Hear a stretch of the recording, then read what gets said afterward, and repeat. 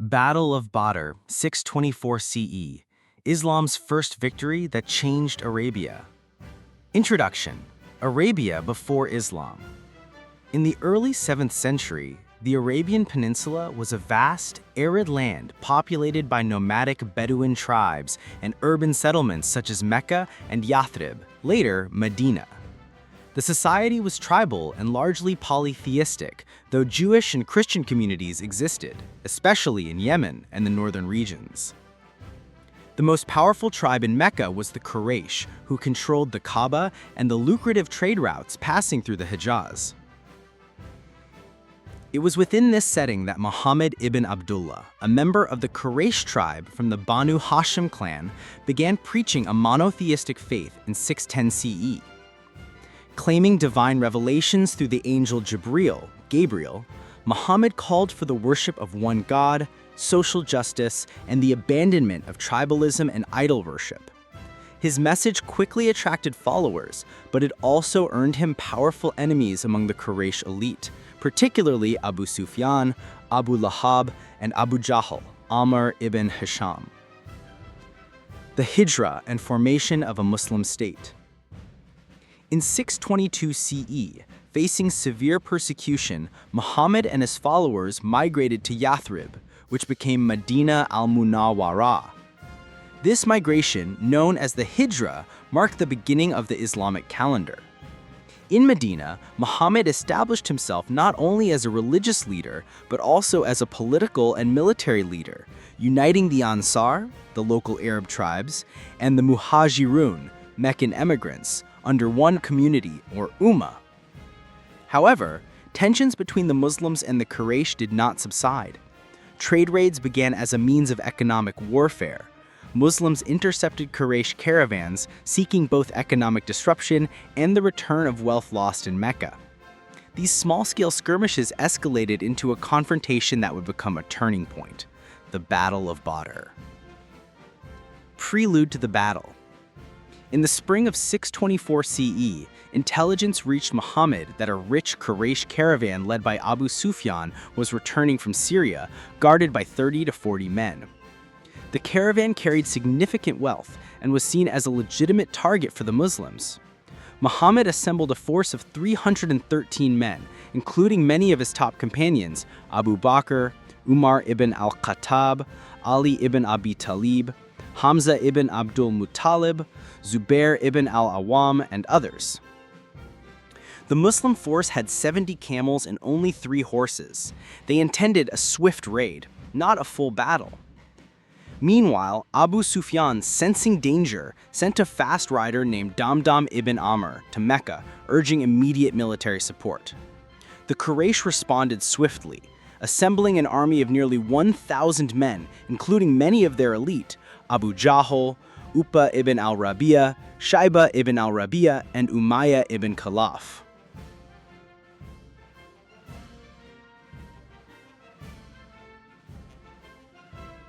While Abu Sufyan successfully rerouted the caravan along the Red Sea coast to avoid ambush, the Quraysh army, already en route, decided to confront the Muslims regardless.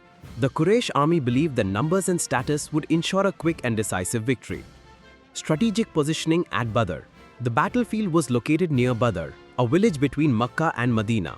Its wells and terrain made it strategically significant for resting caravans. Muhammad reached Badr first and positioned his men near the wells, depriving the Quraysh of easy access to water. The Muslims built a small command shelter for Muhammad, and the Prophet spent the night in prayer, beseeching divine support. According to Ibn Ishaq, early sources like al-Tabari, and references in the Qur'an, Surah Al-Anfal, the Muslims saw the Quraysh army as a grave threat, and yet divine encouragement kept morale high. The Quraysh army, overconfident and burdened by pride, were unaware that the disunity and lack of clear purpose would cost them dearly. Order of battle: Muslim army, 305 men, infantry 300, cavalry 2 to 3 horses, weapons, limited armor, mostly swords and spears. Commanders Muhammad, overall command Ali, Hamza, Abu Bakr and Umar. Quraysh army 950 to 1000 men. Cavalry 100 horses, camels 600, weapons well equipped, chainmail, lances, swords. Commanders Abu Jahl, field commander Utbah ibn Rabiha. The Muslims fought for faith and survival. The Quraysh fought for pride and profit. The battle unfolded. The battle began with traditional single combat. From the Quraysh, Utbah ibn Rabiha, his brother Shaiba and his son al-Walid stepped forward. The Muslim champions were Hamza, Ali and Ubaidah ibn al-Harith. The duels ended with decisive Muslim victories, further boosting their morale. Soon the main battle commenced. Despite being outnumbered 3-1, the Muslims maintained tight discipline. Muhammad, observing from his shelter, encouraged his troops and invoked divine aid. According to Islamic tradition and Quranic verses, Surah Al-Anfal, Allah sent down angels to support the Muslim ranks. In a critical moment, Ali led a flanking maneuver that broke through the Quraysh lines.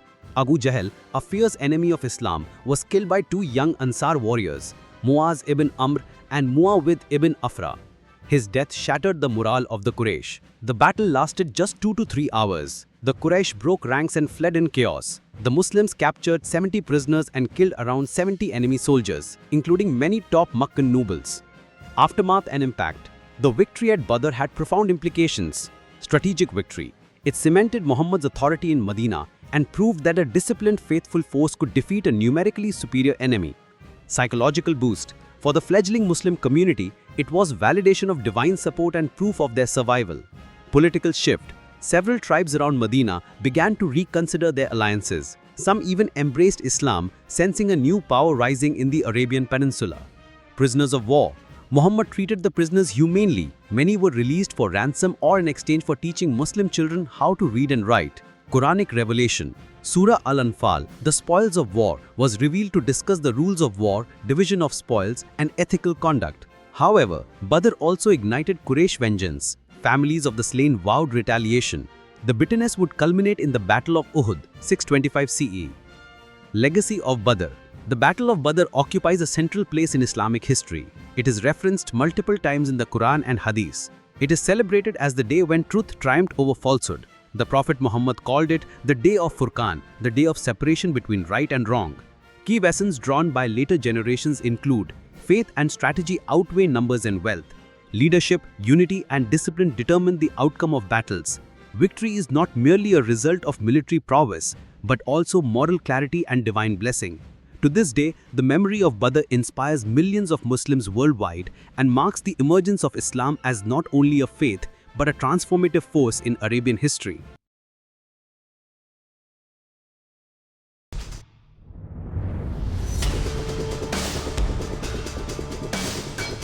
Like, comment, and subscribe for more in-depth Islamic history content. See you next video.